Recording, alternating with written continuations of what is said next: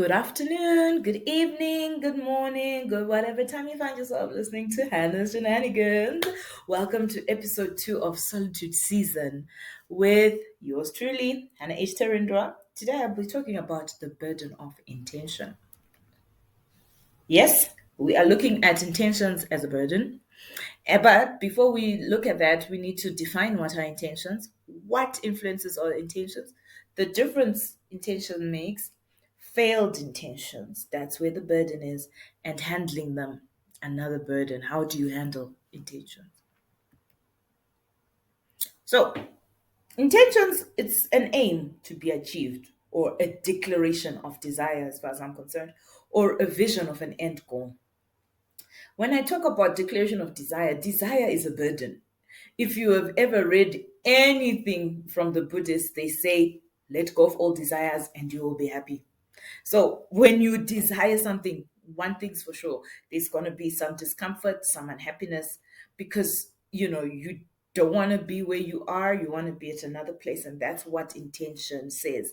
It says, I want something else, something new. I want to get rid of things, or I want to get new things.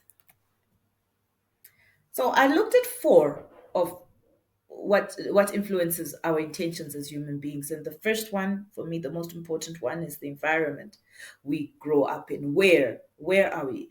The environment we grew up in, the environment you find yourself in, or a place where you visited temporarily can make you change your intentions. If you go somewhere and you see something beautiful, you experience something new, you might want to go back. You have the intention to go back and want to change where you're coming from. It just happens that way. I mean, if you've ever lived outside a country which you consider better than your own, I'm sure you've always said, oh, no, no. There's a burden that sits on your heart, like a force that says, you need to go and change that when you go back home. Mm. So where we grew up, it does influence our intention. And then secondly, time, age, and season. Now, when we're looking at this, I'm talking about how old you are. Young people, middle-aged people, old people have different intentions. What are we intending to do with our lives, with our day, with our time? It changes. And when I ask what season would you say you're in, I mean it metaphorically, not literally.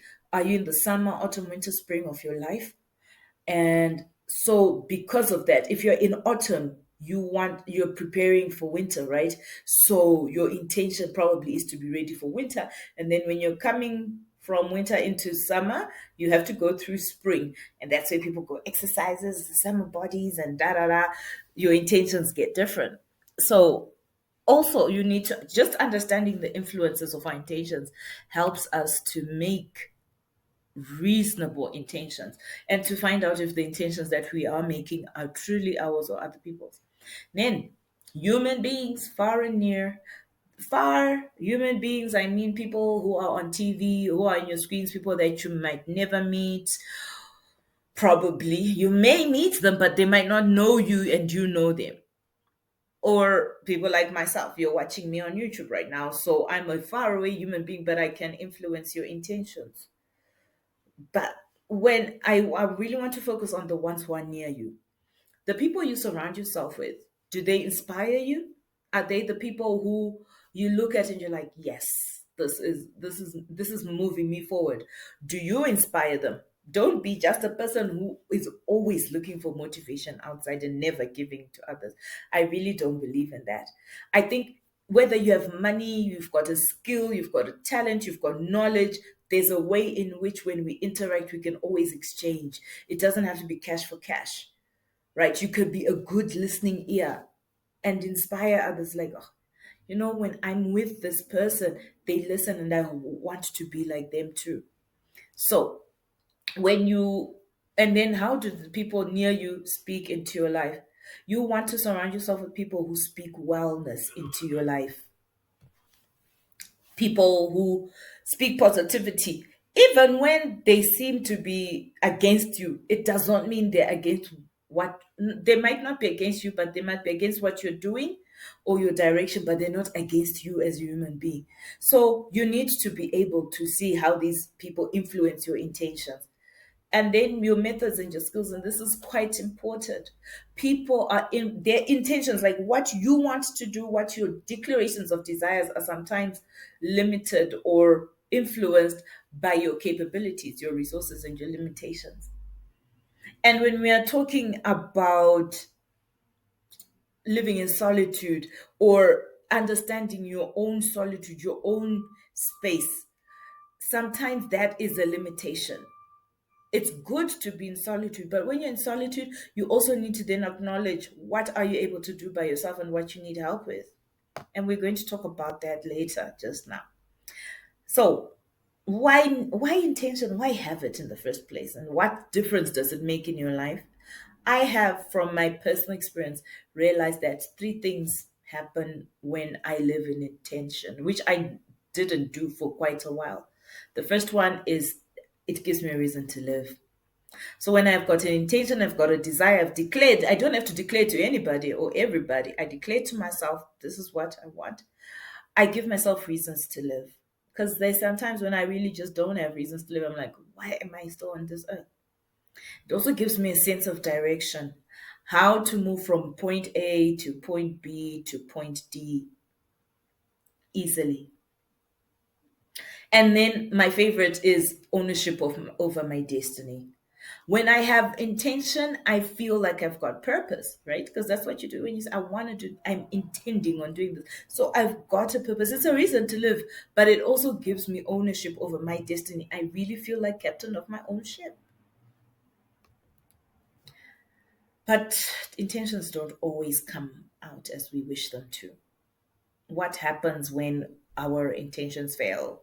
We make the intentions and they blow up in our face, or something comes along that's better and takes over what we had planned, or worse.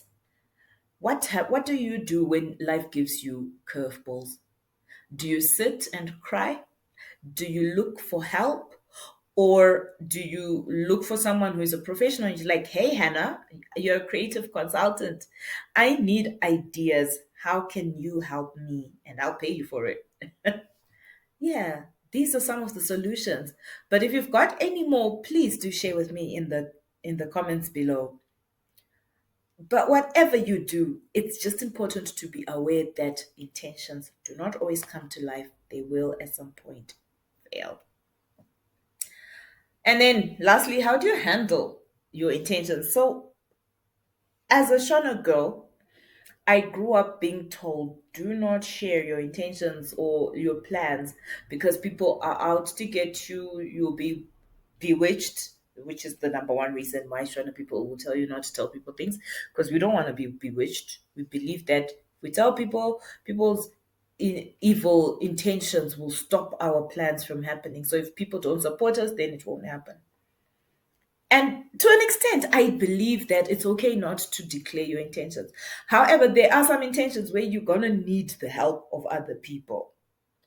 But do we know who the people are? Are we intentional in who we tell or who we declare our intentions to? Will those people support us in whatever way they can, materially, emotionally, spiritually? And is it necessary to share at all? So sometimes you need to ask yourself these questions. There's no fixed answer to this on how to handle your intentions. It's up to you to see the situation and say, oh, okay, so these are my intentions. They're on my vision board or they're in my diary. How best, who can I tell? Do I need to tell anybody? Or I can just have the intention, go ahead with the goal, objective, achieve it, and move on with life. It's not everything that deserves to be on Instagram. Some of the best things are not even there. Okay. So, after all said and done, my sweethearts, thank you for listening if you've reached the end of this podcast. I know they're kind of long, but I really appreciate it. And if you think that this information and you want to know more, you want to learn more about confidence, about knowing how to make vision boards, to be intentional about how your business works, please follow, like, subscribe, and also send me an email. The details are at the end of this video.